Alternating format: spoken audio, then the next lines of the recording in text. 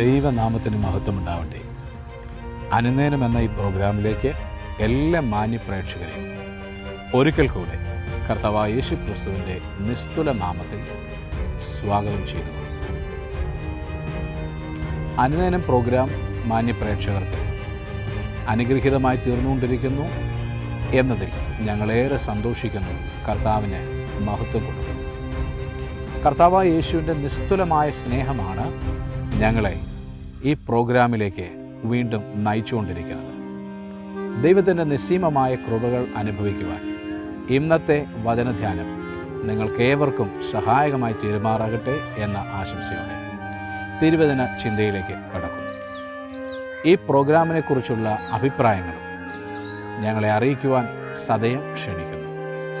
നിങ്ങളുടെ ഏത് തരത്തിലുള്ള പ്രാർത്ഥനാ വിഷയങ്ങളുമായിക്കൊള്ളട്ടെ, അനുനയനം പ്രയർ ടീം സദാ നിങ്ങൾക്ക് വേണ്ടി പ്രാർത്ഥിക്കുന്നു.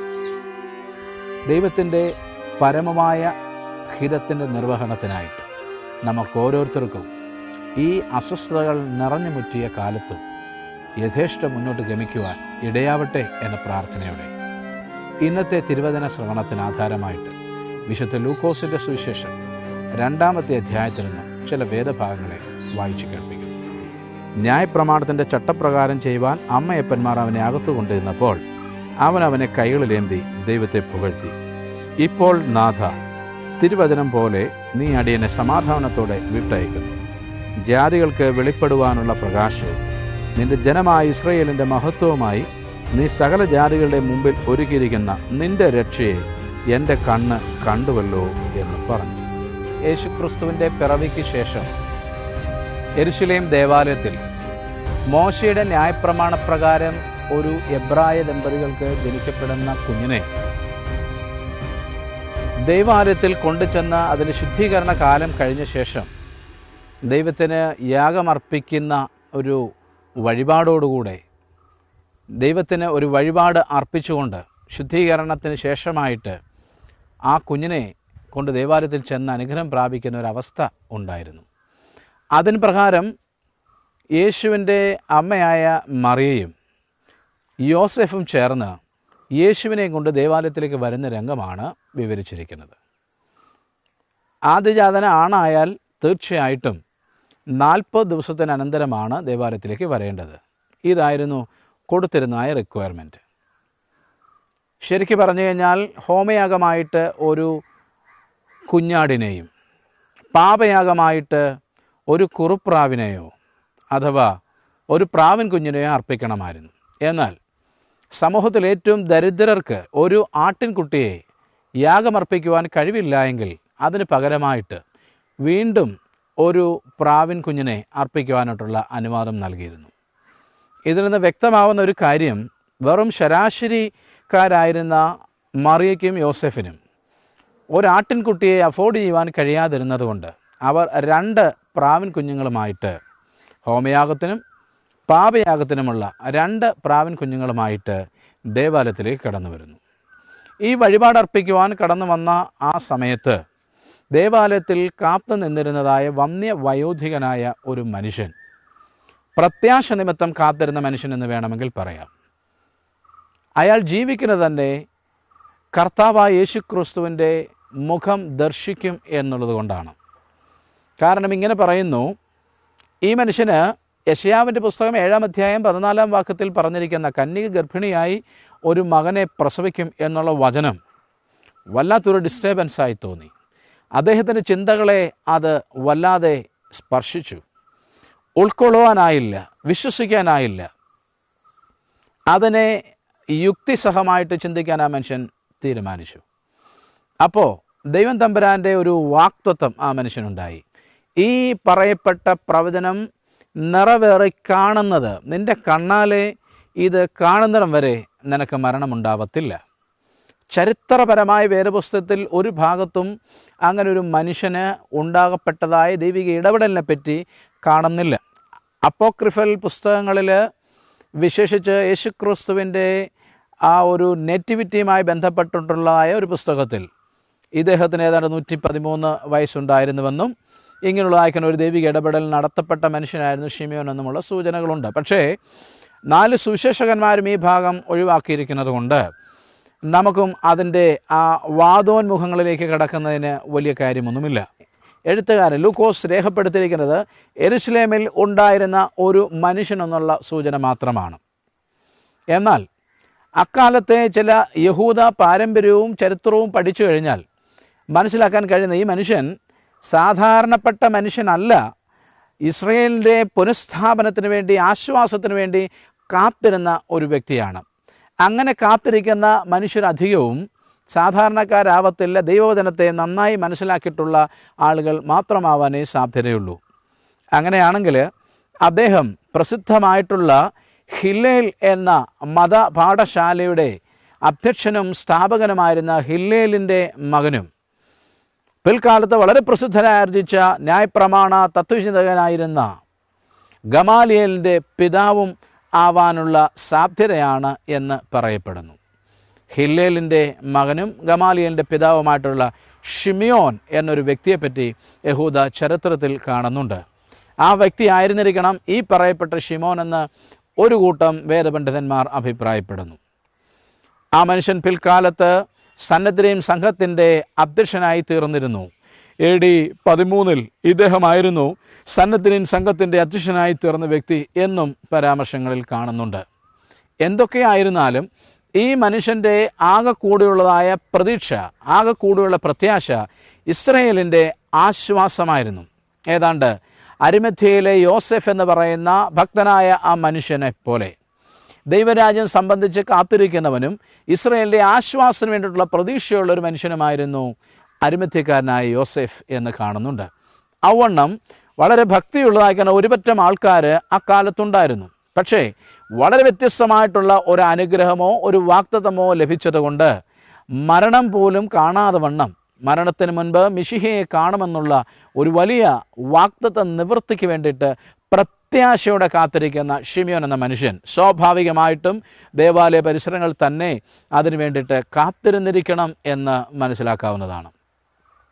എന്തായിരുന്നാലും യേശുവുമായിട്ട് മറിയയും യോസഫും ദേവാലയത്തിലേക്ക് കടന്നു വരുമ്പോൾ പ്രത്യാശ നിമിത്തമായി അദ്ദേഹത്തെപ്പറ്റി പറഞ്ഞിരിക്കുന്ന 2-3 കാര്യങ്ങളുണ്ട്. ഒന്ന്, അദ്ദേഹം നീതിമാനായിരുന്നു, നിഷ്കളങ്കനായിരുന്നു, പരിശുദ്ധാത്മാവും ആ മനുഷ്യൻ്റെ മേലുണ്ടായിരുന്നു. ലൂക്കോസ് ഇങ്ങനെയാണ് രേഖപ്പെടുത്തിയിരിക്കുന്നത്: അവൻ ആത്മനിയോഗത്താൽ അകത്ത് ചെന്നു.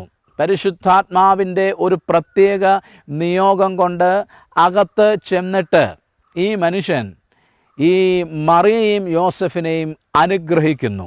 അനന്തരം ഈ കുഞ്ഞിനെ തൻ്റെ കൈകളിലേക്ക് എടുത്തിട്ട് സർവശക്തനായ ദൈവത്തെ വാഴ്ത്തുകയാണ്. ഇപ്പോൾ നാഥ, നീ എന്നെ സമാധാനത്തോടെ വിട്ടയക്കുന്നു. മരണം കാണത്തില്ല, ദൈവത്തിൻ്റെ മിശിഹയെ കാണും വരെ എന്നുള്ളതായ ആ നിയോഗം ലഭിക്കപ്പെട്ട മനുഷ്യൻ്റെ ആഗ്രഹം സഫലമായിത്തീരുന്നു, കാത്തിരിപ്പ് സഫലമായിത്തീരുന്നു, പ്രത്യാശ വന്നു ചേർന്നു. അത് തൻ്റെ സ്വന്തം കൈകളിൽ ഏന്തിക്കൊണ്ട് ആ മനുഷ്യൻ ദൈവത്തിന് നന്ദി പറയുകയാണ്. ഇപ്പോൾ എനിക്ക് സമാധാനത്തോടെ കടന്നു പോകാം. യഹൂദന്മാരുടെ പ്രധാനപ്പെട്ട ആ രേഖകളിൽ ഒരിടത്തും തന്നെ ഇങ്ങനെ ഷിമിയോൻ എന്ന് പറയുന്ന ഒരു പ്രധാനപ്പെട്ട വ്യക്തിയെപ്പറ്റി പറഞ്ഞിട്ടില്ല. ഒരുപക്ഷെ മനഃപൂർവ്വമായിട്ട് ഉൾപ്പെടുത്താതിരുന്നതാവും എന്ന് പറയുന്നു. കാരണം മറ്റുള്ളവരിൽ നിന്ന് വ്യത്യസ്തമായിട്ട് നസറേത്തുകാരനായ യേശുക്രിസ്തു ദൈവത്തിൻ്റെ മിശിഹയാണെന്നുള്ളതായ വ്യതിരിക്തമായിട്ടുള്ള ഒരു ഉറപ്പും അങ്ങനെയുള്ളൊരു പ്രത്യാശ ഈ മനുഷ്യനുണ്ടായിരുന്നത് കൊണ്ട് സാധാരണക്കാരായ യഹൂദ പുരോഹിത വർഗം അവരുടെ ഔദ്യോഗിക രേഖകളിൽ നിന്നും ഷിമിയോൻ്റെ പ്രത്യേകത ഉള്ളതാക്കുന്ന ജീവിത രീതിയെയും ശുശ്രൂഷയും മാറ്റിക്കളഞ്ഞതാവാമെന്ന് പറയപ്പെടുന്നുണ്ട്.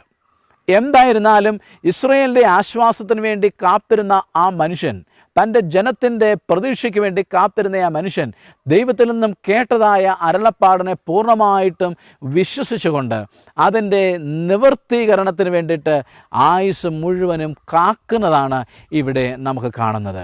അവസാനം അദ്ദേഹം പറയുകയാണ്, now I M satisfied, now I M blessed, now I am happy. മതി, എൻ്റെ ജീവിതത്തിൻ്റെ യാത്രയ്ക്ക് അവസാനം വന്നോളട്ടെ, കാരണം എൻ്റെ ആഗ്രഹം നിവർത്തിക്കപ്പെട്ട് കഴിഞ്ഞു.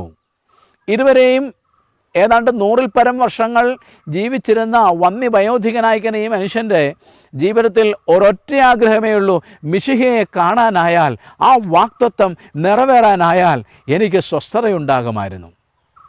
എനിക്ക് ഒരു സന്തുഷ്ടി ഉണ്ടാകുമായിരുന്നു. എനിക്ക് സമാധാനത്തോടെ ലോകത്തിൽ നിന്നും വിട പറയാമായിരുന്നു.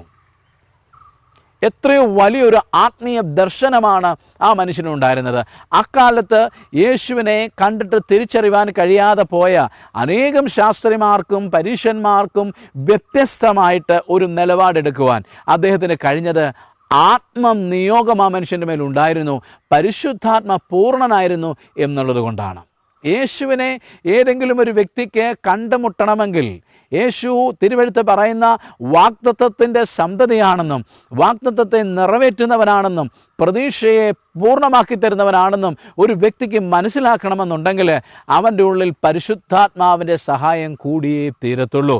ആത്മനിയോഗമുള്ളവർ യേശുവിനെ കണ്ടെത്തുകയും സന്തുഷ്ടരായി ജീവിതം മുൻപോട്ട് നയിക്കുകയും ചെയ്യുമ്പോൾ ഈ ആത്മസ്പർശമില്ലാത്ത ആളുകൾ അന്ധകാരം കുരുടാക്കിയ കണ്ണുകളുമായിട്ട് യേശുനാഥൻ്റെ മിശിഹത്വത്തെ ദൈവത്വത്തെ നിഷേധിക്കുന്നവരായിട്ട് ഒരിക്കലും യേശുനാഥന് അനുകൂലമല്ലാതെ എങ്ങനെയും അവൻ്റെ അസ്തിത്വത്തെ തകർക്കാൻ ശ്രമിക്കുന്നത് അന്നത്തെയും ഇന്നത്തെയും ഒരുപോലെ നിൽക്കുന്ന ചരിത്രമാണ്. ശിമിയോൻ പറയുന്ന വാക്കുകൾ, ശിമിയോൻ യേശുവിനെ കൊണ്ടുവന്നതായ മറിയയും യോസഫിനെയും അനുഗ്രഹിച്ചു. എന്നാൽ നേരെ വ്യത്യസ്തമായ ഒരു കാര്യം ചെയ്യുകയാണ്. ആ കുഞ്ഞിനെ കൈകളിൽ എടുത്തതിന് ശേഷമായിട്ട് ദൈവത്തിൻ്റെ മിശിഹയെ ആ മനുഷ്യൻ കയ്യിലെടുത്തി ദൈവത്തിന് പുകഴ്ച കൊടുക്കുകയാണ്. ഈ കുഞ്ഞിന് വേണ്ടിയിട്ടാണ് ഞാൻ ഈ കാത്തിരിപ്പെല്ലാം വരുന്നത്. പ്രിയപ്പെട്ടവരെ, ശിമിയോൻ്റെ കാത്തിരിപ്പ് പ്രതീക്ഷകൾ നഷ്ടപ്പെട്ട ഒരു യുഗത്തിലായിരുന്നു എന്നുള്ളത് പറയാതിരിക്കാൻ കഴിയില്ല. ഒരു പക്ഷേ ഇസ്രയേലിൻ്റെ പുനഃസ്ഥാപനം ഏറ്റവും അടുത്തിട്ടുണ്ടാവുമെന്ന് അക്കാലത്ത് പല ആൾക്കാരും വിചാരിച്ചിരുന്നു. അരിമത്യക്കാരനായ യോസഫ് വിചാരിച്ചതുപോലെ, നിക്കോദേമോസ് വിചാരിച്ചതുപോലെ പല ആൾക്കാർക്കും അറിയാമായിരുന്നു ഏതാണ്ട് സമയം വന്നെത്തിക്കഴിഞ്ഞിരിക്കുക. ദൈവം തൻ്റെ ജനത്തെ സന്ദർശിക്കാൻ, തൻ്റെ മിശിഹയെ അയക്കുവാൻ, തൻ്റെ ജനത്തിന് ആശ്വാസം നൽകുവാനുള്ള കാലം വന്നുവെന്ന് ആത്മപ്രേരിതരായ പല വ്യക്തികളും അന്ന് വിശ്വസിച്ചിരുന്നു. അതിനുവേണ്ടിയുള്ള ഒരു കാത്തിരിപ്പും തയ്യാറെടുപ്പും അവരുടെ മനസ്സിലുണ്ടായിരുന്നു. സംതൃപ്തി കെട്ടതായ ലോകത്തിൽ സംതൃപ്തി ലഭിക്കാൻ വേണ്ടിയിട്ടുള്ളതായ ഒരു കാത്തിരിപ്പ്. എവിടെ സംതൃപ്തി കണ്ടെത്താൻ സാധിക്കും? എങ്ങനെ സംതൃപ്തി കണ്ടെത്താൻ സാധിക്കും? വാഗ്ദത്തം ലഭിച്ചതായ മിശിഹയെ കാണുന്നതിലൂടെ അല്ലാതെ എൻ്റെ ജീവിതത്തിന് സംതൃപ്തി ഇല്ല എന്നാണ് ശിമിയോന് പറയാനുള്ളത്. ആ സംതൃപ്തി നഷ്ടപ്പെടുത്താത്ത ഒരു ജീവിതം, സംതൃപ്തി നഷ്ടപ്പെടാൻ ഇടയുള്ള കാലത്ത് സംതൃപ്തിക്ക് വേണ്ടിയിട്ട് യേശു മിശിഹയെ കാണാൻ വേണ്ടിയുള്ള കാത്തിരിപ്പിന് ഒരു തരത്തിലും മടുപ്പ് വരാതെ വണ്ണം പുഴുക്കുത്തു പിടിക്കാത്ത പ്രത്യാശയുമായിട്ട് ആ മനുഷ്യൻ മുൻപോട്ട് പോവുകയാണ്. എങ്ങനെ സംതൃപ്തി കണ്ടെത്താൻ കഴിയണം? ദൈവത്തിൽ നിന്ന് മാത്രമേ എനിക്ക് സംതൃപ്തി കണ്ടെത്താൻ കഴിയത്തുള്ളൂ. ദൈവത്തെ കൂടാതെ, ദൈവത്തിൻ്റെ വാഗ്ദത്തം നേടാനാവാതെ വണ്ണം എൻ്റെ ജീവിതത്തിന് സംതൃപ്തി ഇല്ല എന്ന് ആ മനുഷ്യൻ രണ്ടാമത് തിരിച്ചറിയുകയാണ്. മറ്റൊന്നുള്ളത്, ഈ സംതൃപ്തിക്ക് വേണ്ടിയിട്ട് എത്ര കാലം കാത്തിരിക്കണമോ, എന്തെല്ലാം വിലയൊടുക്കണമോ, എന്തെല്ലാം ജീവിത രീതികളിൽ മുൻപോട്ട് കടന്നു പോകണമോ, അതിനെല്ലാം ഞാൻ തയ്യാറാണ്. മടുപ്പ് കൂടാതെ ഞാൻ കാത്തിരിക്കും, പ്രത്യാശയോടെ ഞാൻ കാത്തിരിക്കും. ഒരു ദിവസം ദൈവം വാഗ്ദത്തം ചെയ്തത് എൻ്റെ കണ്ണാലെ കാണും എന്നുള്ളതായ ഒരു പ്രത്യാശയുടെ ജീവിതധാര. പ്രിയരേ, ഇന്നിൻ്റെ കാലഘട്ടത്തിൽ നമുക്ക് ഏറ്റവും ആവശ്യം ഇത്തരം ഉദാത്തമായ ദർശനങ്ങളാണ്. എങ്ങനെ ജീവിത സംതൃപ്തി കണ്ടെത്താൻ പറ്റും? മിശിഹ കൂടാതെ സാധ്യമല്ല. എങ്ങനെ ജീവിതത്തിൻ്റെ വിരക്തി ഒഴിവാക്കാൻ പറ്റും? മിശിഹയെ കണ്ടെത്തുന്നതിലൂടെ. എന്നാൽ രണ്ടും ശരിയാണ്. എങ്ങനെ ഈ മിശിഹേൻ്റെ ജീവിതവുമായിട്ട് ഇടപെടുന്നതിന് വേണ്ടി കാത്തിരിക്കാൻ പറ്റും? മടുപ്പ് നിറഞ്ഞ പ്രശ്നങ്ങളിൽ അധിഷ്ഠിതമായ മുൻപോട്ട് പോകുവാനും കാത്തിരിക്കുവാനും തടസ്സങ്ങളുണ്ടാകുന്നതായ ഈ കാലഘട്ടത്തിൽ അത് എനിക്ക് സാധ്യമല്ല എന്ന് പറഞ്ഞ് പലരും വഴിതെറ്റിപ്പോകുമ്പോൾ പ്രായാധിക്യത്തിലെത്തിയിട്ടും പ്രതീക്ഷ കൈവിടാതെ കാത്തിരുന്ന ആ മനുഷ്യനെ പോലെ കർത്താവ് താങ്കളോട് എന്തെങ്കിലും പറഞ്ഞിട്ടുണ്ടെങ്കിൽ, ജീവിതകാലത്ത് നിറവേറുമെന്ന് പറഞ്ഞിട്ടുണ്ടെങ്കിൽ, അത് പൂർണ്ണമായും നിറവേറ്റി തരുവാൻ ദൈവം ശക്തനാണെന്നുള്ള ഉറച്ച വിശ്വാസത്തോടെ അതിനു വേണ്ടിയിട്ട് ഒരുക്കത്തോടെ കാത്തിരിക്കുന്ന ഒരനുഭവം. പ്രാർത്ഥനയിലും ജാഗരണത്തിലുമൊക്കെ ഉറ്റിരുന്ന് ദൈവാലയ പരിസരം വിട്ടുപോകാതെ വണ്ണം അവിടെ തങ്ങി നിൽക്കുന്നതായ ഒരു ജീവിതം. എന്തിനാണ് ദൈവാലയ പരിസരത്തിൽ തന്നെ ആ മനുഷ്യനായിരുന്നത്? എന്താ ദൈവാലയത്തിലേക്ക് മാത്രമേ വരത്തുള്ളൂ? ദൈവാലയത്തിൽ ഏറ്റവും പ്രധാനപ്പെട്ട ഒരു സംഗതി ഉള്ളത്, ദൈവത്തിന് അതാത് വഴിപാടുകൾ അർപ്പിക്കപ്പെടുമ്പോൾ ദൈവത്തിൻ്റെ ഷെഖേന ഇറങ്ങുന്ന ദൈവത്തിൻ്റെ കൃപാസനം അവിടെയുണ്ട്. ദൈവത്തിൻ്റെ കൃപാസനത്തിലേക്ക് കെരൂബുകളുടെ മീതെ പറന്നിറങ്ങുന്ന ദൈവ സാന്നിധ്യം, ദൈവത്തിൻ്റെ തേജസ്സുണ്ട്. അവിടെ ദൈവത്തിൻ്റെ പ്രമാണങ്ങൾ അടങ്ങുന്ന, കൽപ്പനകൾ അടങ്ങിയിരിക്കുന്ന, ദൈവവും മനുഷ്യനുമായി ഉടമ്പടി ചെയ്തതായ വാഗ്ദത്തത്തിൻ്റെ ഉടമ്പടി അവിടെയുണ്ട്. ആ നിയമത്തിൻ്റെ പെട്ടകമുണ്ട്. ദൈവത്തിൻ്റെ സാന്നിധ്യം ഇറങ്ങി വരുന്ന ഒരു അവസ്ഥയോട് ചേർന്ന് നടന്നാൽ മാത്രമേ നമ്മളുടെ ജീവിതത്തിൽ ദൈവത്താൽ ലഭിക്കപ്പെട്ടിട്ടുള്ള വാഗ്ദത്തങ്ങൾ പൂവണിയത്തുള്ളൂ. അതിന് വിരുദ്ധമായിട്ട് ദൈവസാന്നിധ്യം ഇറങ്ങി വരാത്ത ഏതെങ്കിലും ഇടങ്ങളിലൂടെയുള്ള നമ്മളുടെ പലായനം വൃഥായാത്രയായിരിക്കും. ഒരിക്കലും ആ യാത്രക്കിടയിൽ ദൈവത്തെ കണ്ടുമുട്ടുവാൻ സാധിക്കില്ല. വാസ്തവമായി നാം ചിന്തിക്കേണ്ട ഒരു കാര്യമാണ്, ദൈവവും മനുഷ്യനുമായി സംഗമിക്കുന്ന ഒരിടത്തേക്ക്, അതിന് ചുറ്റിപ്പറ്റിയുള്ളതായ ഒരു പ്രയാണത്തിലേക്ക് ജീവിതം കൊണ്ടുപോയാൽ മാത്രമേ, ഏത് സമയത്തെന്നറിയില്ല ആ സന്ദർശകൻ കടന്നു വരുന്നത്, ഏത് സമയത്തെന്നറിയില്ല സാധാരണക്കാരിൽ സാധാരണക്കാരനായിട്ട് യേശു മിശിഹ ഇറങ്ങി വരുന്നതെന്ന് മനസ്സിലാക്കാനാവില്ല. അതുകൊണ്ട് എപ്പോൾ വേണമെങ്കിലും എന്നെ സന്ദർശിക്കാൻ കടന്നു വരുന്ന ക്രിസ്തുനാഥൻ്റെ സാന്നിധ്യം എവിടെയാണോ ഉള്ളത് അതിന് പരിസരങ്ങളിലായിരിക്കണം നമ്മുടെ ഓരോരുത്തരുടെയും യാത്രകൾ. ശിമെയോൻ്റെ ജീവിതത്തിൽ നിന്ന് നമുക്ക് മനസ്സിലാകുന്ന പ്രധാനപ്പെട്ട സവിശേഷതകൾ, ഒന്ന്, ആ മനുഷ്യൻ്റെ പ്രായം അദ്ദേഹത്തിൻ്റെ കാത്തിരിപ്പിന് ഒരു തടസ്സമായില്ല എന്നുള്ളതാണ്.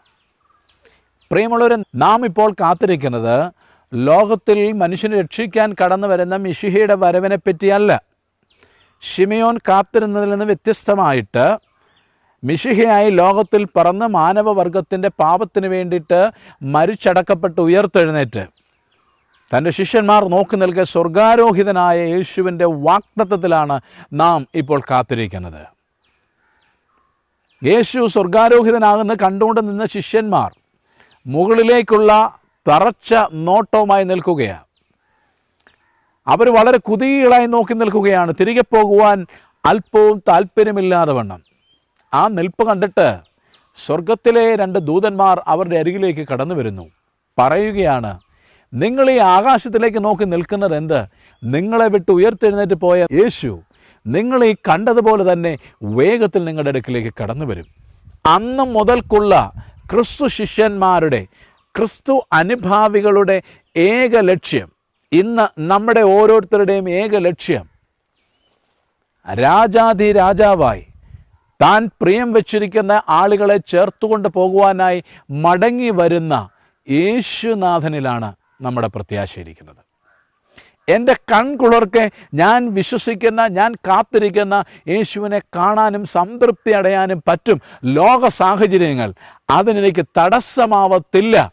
ഈ ലോക സാഹചര്യങ്ങൾ ആ കാത്തിരിപ്പിൽ നിന്നും എന്നെ തകർക്കത്തില്ല എന്നുള്ള ഉറപ്പോടെ വേണം നമ്മുടെ ഓരോ ദിവസവും മുൻപോട്ട് കൊണ്ടുപോകുവാൻ.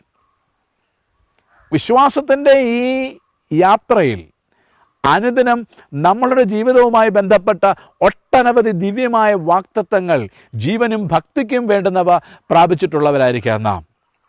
എൻ്റെ ജീവിതത്തിൻ്റെ വാഗ്ദത്തം, എൻ്റെ ബലഹീനമാകുന്ന ശരീരത്തിന് രോഗത്തിൽ നിന്നും സൗഖ്യം നൽകുന്ന എൻ്റെ കർത്താവിലുള്ള പ്രതീക്ഷ, എൻ്റെ ഇന്നത്തെ കഷ്ടപ്പെടുന്ന അനുഭവം, തകർക്കപ്പെടുന്ന ജീവിതവും സമൂഹത്തിലെ ഒറ്റപ്പെടലിൽ നിന്നും എന്നെ രക്ഷിക്കുന്ന, വാഗ്ദത്തപ്രകാരം എന്നെ ഉയർത്തുന്ന, ശത്രുക്കൾ കാണുകെ എനിക്ക് മേശ ഒരുക്കുന്ന അരുമനാഥൻ്റെ പ്രത്യക്ഷത, കർത്താവിൻ്റെ ഇടപെടൽ ഉണ്ടാകുമെന്ന് എന്നോട് പറഞ്ഞിട്ടുള്ളത് താമസം വിന നടക്കാൻ പോകുകയാണ് എന്ന് കാത്തിരിക്കുന്ന ഓരോ ദൈവമക്കൾക്കും ശിമെയോൻ്റെ കാത്തിരിപ്പിനും അവസാനമായി തനിക്കുണ്ടായ സംതൃപ്തിക്കും ഒരു മറുപടി തരുവാൻ കഴിവുണ്ട്. കാരണം നമ്മളെയും വാഗ്ദത്തപ്രകാരം അവൻ സന്ദർശിച്ചിട്ടുണ്ടെങ്കിൽ നിശ്ചയമായിട്ടും സംശയങ്ങളെ ദൂരീകരിച്ച്, അസ്വസ്ഥതകളെ ബഹിഷ്കരിച്ച്, സാഹചര്യങ്ങളെ തകർത്തിട്ട് എന്താണോ കർത്താവിൻ്റെ ആത്മാവിനാൽ പ്രാപിക്കപ്പെട്ട ദൈവത്തിൻ്റെ വാഗ്ദത്തം അതിൽ എത്തിക്കുന്നതിന് യാതൊരു തടസ്സവും ദൈവത്തിനില്ല എന്ന് മനസ്സിലാക്കേണ്ടതുണ്ട്. യേശുക്രിസ്തു ലൂക്കോസിൻ്റെ സുവിശേഷം 18-ാമത്തെ അധ്യായത്തിൽ പറയുന്നുണ്ട്, നിങ്ങൾ മടുത്തു പോകാതെ പ്രാർത്ഥിക്കണമെന്ന് ഞാൻ നിങ്ങളോട് പറയുന്നു.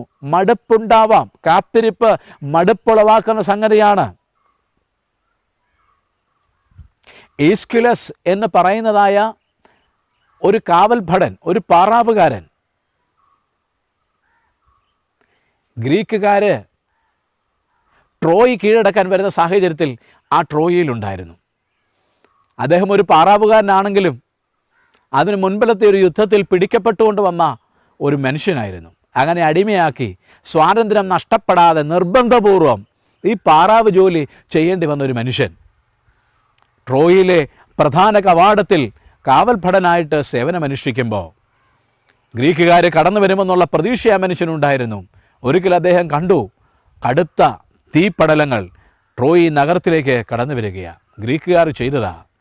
അദ്ദേഹം പ്രതീക്ഷയോടെ തൻ്റെ ഡ്യൂട്ടിയിൽ നിന്നും വിമുക്തി സ്വയം പ്രഖ്യാപിച്ചിട്ട് ചാടി എഴുന്നേറ്റ് ആ പട്ടണത്തോടെ വിളിച്ചു കൂവിക്കൊണ്ട് പറയുകയാണ്, ട്രോയി നഗരം ഗ്രീക്കുകാർ പിടിച്ചെടുക്കുന്നു. അതിൻ്റെ ഏറ്റവും ഒന്നാം തരം തെളിവാണ് ഈ അഗ്നിബാധ.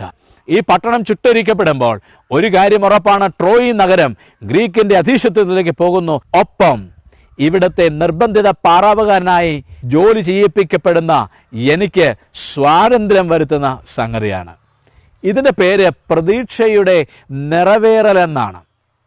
ഞാനായിരിക്കുന്നത് ഒരു പ്രത്യേക തലത്തിലാണ്, പക്ഷേ അതെന്നെ അടിമയാക്കുന്നു, അതെനിക്ക് സ്വാതന്ത്ര്യം നിഷേധിക്കുന്നു, എനിക്കുള്ള ഇങ്ങനെ മാനുഷ്യ മൂവ്മെൻറ്റുകൾ തടയുന്നു എന്നുള്ളതിലൊക്കെ നമ്മൾ അസന്തുഷ്ടരാണ്. പക്ഷേ അത് ഒരു പ്രത്യേക കാലഘട്ടത്തേക്ക് മാത്രമേ നീണ്ടു നിൽക്കൂ എന്നുള്ള കാര്യം മനസ്സിലാക്കേണ്ടതുണ്ട്. നാം പ്രത്യാശിക്കുന്ന ആ ശുഭഭാവി കടന്നു വരികയും അന്ന് എൻ്റെ ആന്ധ്യം തീർന്നു പോവുകയും എൻ്റെ അടിമത്തം നിലച്ചു പോവുകയും ഞാൻ സ്വതന്ത്രനാവുകയും പ്രത്യാശ കൊണ്ട് നിറയുകയും അന്ന് വരെ അസന്തുഷ്ടി നിറഞ്ഞ എൻ്റെ ജീവിതത്തിന് സന്തുഷ്ടിയും സംതൃപ്തിയും ഉണ്ടാവുകയും ഞാൻ ആയിരിക്കുന്ന തടവറയിൽ നിന്നും സ്വതന്ത്രനായി പുറത്തു പോവുകയും ചെയ്യുമെന്നുള്ളതാണ് പ്രത്യാശ. ഏതാണ്ട് ഇത് തന്നെയായിരുന്നു ശിമിയോന് ഉണ്ടായിരുന്നത്. ഞാനിപ്പോൾ ആയിരിക്കുന്നത് മിശിഹയെ കാണാൻ വേണ്ടിയിട്ടാണ്. മിശിഹ പിറക്കുമെന്നുള്ളതിൻ്റെ, ഇസ്രായേലിൻ്റെ പുനഃസ്ഥാപകനായിട്ട് കടന്നു വരുന്ന വാഗ്ദത്തത്തിൻ്റെ മിശിഹ കടന്നു വരുമെന്നുള്ളതിൻ്റെ എന്നിൽ അങ്കുരിച്ച സംശയത്തിൻ്റെ പൂർണ്ണമായ ദൂരീകരണത്തിന് വേണ്ടിയുള്ള ഒരു കാത്തിരിപ്പാണ് ഞാൻ ഇപ്പോൾ നടത്തിക്കൊണ്ടിരിക്കുന്നത്. പ്രിയരെ, ഈ വചനം കേൾക്കുമ്പോൾ ഓർക്കണം, ഒന്നല്ലെങ്കിൽ മറ്റൊരു തരത്തിൽ കർത്താവിൽ നിന്ന് കേട്ടതായ വചനത്തെ, കർത്താവിൽ നിന്ന് കേട്ടതായ വാഗ്ദത്തത്തെ സംശയിച്ചിട്ടുണ്ടെങ്കിൽ, വിശ്വസിക്കാനായതില്ലെങ്കിൽ, അങ്ങനെ സംഭവിക്കത്തില്ല എന്ന് ലളിതമായ ശുഷ്കമായ നമ്മുടെ വിശ്വാസം കൊണ്ട് പ്രതിവചിച്ചിട്ടുണ്ടെങ്കിൽ ഒരു തിരുത്തൽ കൊടുക്കേണ്ട നിമിഷമാഗതമായിരിക്കുകയാണ്. ഇല്ലില്ല, കർത്താവ് തമ്പുരാൻ എന്ത് പറഞ്ഞോ അത് ഔവണ്ണം തന്നെ നിറവേറപ്പെടും. അദ്ദേഹത്തിന് സംശയിക്കുവാൻ വളരെ പ്രധാനപ്പെട്ട ഒരു കാര്യമുണ്ടായിരുന്നു. കന്യക ഗർഭിണിയായി ഒരു മകനെ പ്രസവിക്കുമെന്നാണ് യെശയ്യാ പ്രവാചകൻ പ്രവചിച്ചിരിക്കുന്നത്. എങ്ങനെ ഈ കാര്യത്തിന് സാധുതയുണ്ടാകുമെന്ന് ഒരു സാമാന്യ ബുദ്ധിയുള്ളൊരു മനുഷ്യൻ സംശയിക്കുന്നത് തെറ്റെന്നൊന്നും പറയാൻ പറ്റില്ല.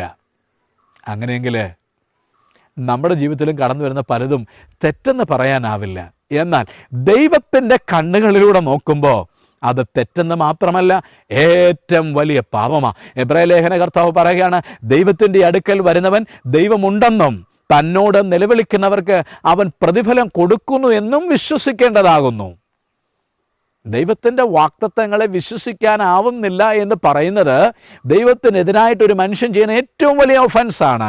അതിനെ പാപമെന്ന ശ്രേണിയിലാണ് ദൈവം കാണുന്നതെന്ന് മനസ്സിലാക്കണം. അവിശ്വാസം പാപമാണ്. ദൈവവചനത്തിൻ്റെ നിറവേറലിനെ വിശ്വസിക്കാതിരിക്കുന്നത് പാപമാണ്. അതിന് ഒരു പോക്കുവഴിയെ തമ്പുരാൻ വെക്കത്തുള്ളൂ, വചനത്തിന് മാറ്റം വരത്തില്ല. അതുകൊണ്ട് ആ വാഗ്ദത്തം നിറവേറപ്പെടും വരെ നീ തൽസ്ഥിതിയിൽ തുടരുക.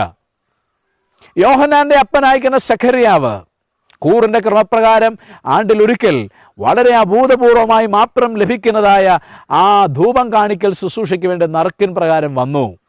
ദൈവസന്നിധിയിൽ അവൻ ധൂപം കാട്ടുന്നതിനിടയിൽ അവിടെ ഗബ്രിയേൽ മാലാഖ സദ്വർത്തമാനവുമായിട്ട് ആ മനുഷ്യൻ്റെ അരികിൽ നിൽക്കുകയാണ്. മക്കളില്ലാതെ വാർദ്ധക്യത്തിലേക്ക് എത്തിയ സഖറിയാവിനോട് ദൈവത്തിൻ്റെ മാലാഖ പറഞ്ഞു, സഖറിയാവേ, താങ്കളുടെ പ്രാർത്ഥനയ്ക്കെല്ലാം ഉത്തരം ആയിരിക്കുകയാണ്, നിനക്കൊരു മകന് ലഭിക്കാൻ പോകുകയാണ്. പക്ഷേ പൊടുന്നനെ അദ്ദേഹത്തിന് തൻ്റെ സ്വന്തമായ ജീവിതത്തിൻ്റെ അരക്ഷിതാവസ്ഥയും ശരീരത്തിൻ്റെ ബലഹീനതയും നിമിത്തം വിശ്വസിക്കുവാൻ കഴിഞ്ഞില്ല. ആ മനുഷ്യൻ അവിശ്വാസിയായി കടന്നുപോയി.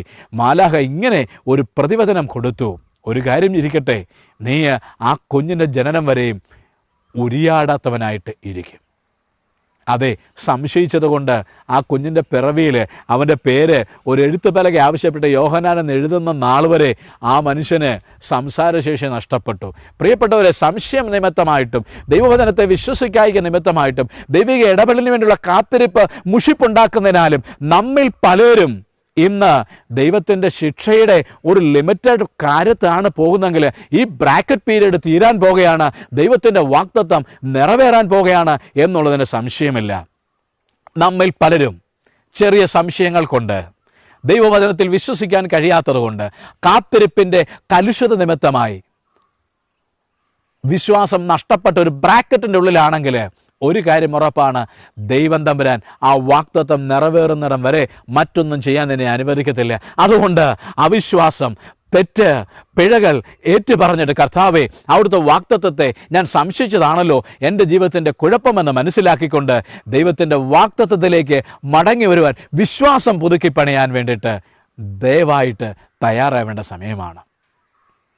ശിമെയോനെ പോലെ എത്ര വൈകിയാലും മിശിഹയുടെ വാഗ്ദത്തത്തിന് വേണ്ടി ഞാൻ കാത്തിരിക്കും. ആ പ്രയാണം എൻ്റെ ശരീരാത്മദേഹികൾക്ക് ക്ഷയമേൽപ്പിക്കുമെങ്കിലും, എൻ്റെ ചുറ്റുപാടുകൾ എന്നെ പരിഹസിക്കുമെങ്കിലും ഞാൻ കാത്തിരിക്കും. കാരണം ഞാൻ ഇസ്രായേലിൻ്റെ പുനഃസ്ഥാപനത്തിന് വേണ്ടി, ആശ്വാസത്തിന് വേണ്ടി കാത്തിരിക്കുന്ന വ്യക്തിയാണ്.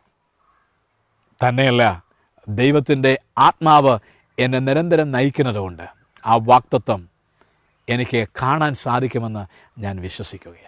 സംതൃപ്തി അതിൽ മാത്രമാണ്. ദൈവവേദലേ, നമ്മുടെ യഥാർത്ഥ സംതൃപ്തിയും സന്തുഷ്ടിയും കർത്താവിൻ്റെ വചനം നിറവേറപ്പെടുമ്പോൾ മാത്രമാണ് സംഭവിക്കുന്നത്. അതിനായിട്ട് ഇനിയുള്ള നാളുകൾ അവിശ്വാസത്തെ ഏറ്റുപറഞ്ഞ് ഉപേക്ഷിച്ച് കർത്താവിൻ്റെ വാഗ്ദത്തം കാണുവോളം കാത്തിരിക്കാനായാൽ തീർച്ചയായിട്ടും നമ്മുടെ കരങ്ങളിൽ ആ വാഗ്ദത്ത വസ്തു എത്തും. മിശിഹാ തമ്പുരാൻ നമ്മുടെ ഉള്ളത്തിലെത്തും. അവൻ്റെ അത്ഭുതകരമായ പ്രവൃത്തി നമ്മുടെ കർമ്മമണ്ഡലങ്ങളിൽ കാണുവാൻ സാധിക്കും. ബലത്തോടെ മുന്നോട്ട് പോകാം. കൈവിടുന്നവനല്ല കർത്താവ്. വാഗ്ദത്തം പറഞ്ഞവൻ അത് നിവർത്തിപ്പാൻ ശക്തനാണ്. അതിനായി സകല ബുദ്ധിയും കവിഞ്ഞ ദൈവത്തിൻ്റെ സമാധാനം നിങ്ങളുടെ ഹൃദയങ്ങളെയും നിലവുകളെയും ക്രിസ്തുയേശുവിൽ എന്നേക്കും കാക്കുമാറാകട്ടെ.